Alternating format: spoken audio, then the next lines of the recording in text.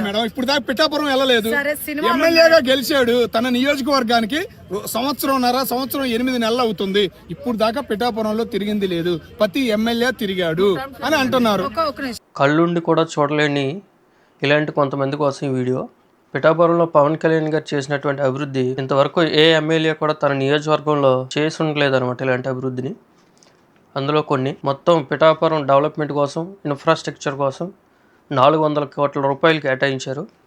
3450 మందికి ఆడవాళ్లకు కుట్టు మిషన్ అందించారు. అక్కడ ఉన్నటువంటి కమ్యూనిటీ హెల్త్ సెంటర్ సిహెచ్సిని 100 పడకల ఆసుపత్రిగా అప్గ్రేడ్ చేశారు. కొత్తగా డిగ్రీ కాలేజ్ని ఒకటి ఏర్పాటు చేశారు. పాడు తీర ప్రాంతం కోసం 320 కోట్ల రూపాయలతో తీర ప్రాంతం కొట్టుకుపోకుండా గోడ కట్టడానికి పనులు ప్రారంభించారు, జరుగుతూ ఉన్నాయి. గార్బేజ్ టు గోల్డ్ అనే కార్యక్రమం ద్వారా అక్కడ స్థానికంగా ఉన్నటువంటి వారందరికీ కూడా ఉపాధి కల్పించారు. కేవలం అక్కడ ఉన్నటువంటి టెంపుల్స్ కొరకు 20 కోట్ల రూపాయలు శాంక్షన్ చేసి గుడుల యొక్క అభివృద్ధికి సాయం చేశారు. పిఠాపురం నుంచి సామర్లకోట వెళ్లే రోడ్డుని బాగు చేశారు, కొత్త రోడ్డు వేశారు. మొత్తం పిఠాపురాన్ని ఒక ఆధ్యాత్మిక కేంద్రంగా తీర్చిదిద్దడానికై ప్రణాళికలు జరుగుతున్నాయి. ఆయనకు వచ్చే మొత్తం జీతం కూడా అక్కడ ఉన్నటువంటి అనాథ పిల్లలకి ఇచ్చేయడం జరుగుతుంది ప్రతి నెల. పిఠాపురంలో ఉన్నటువంటి రైల్వే క్రాసింగ్ దగ్గర కొత్తగా బ్రిడ్జ్ నిర్మించడం జరిగింది. పిఠాపురంలో టీటీడీ కళ్యాణ మండపం ఒకటి నిర్మించారు. పిఠాపురంలో ఉన్న అందరికీ కూడా డ్రింకింగ్ వాటర్ కోసం గొల్లపోలు డ్రింకింగ్ వాటర్ మిషన్ కింద 72 లక్షలతో దాన్ని ప్రారంభించారు. పిఠాపురంలో ఉన్నటువంటి ప్రతి స్కూల్కి అండ్ కాలేజీలకు కూడా ఆర్ఓ ప్లాంట్లు బిగించడం జరిగింది.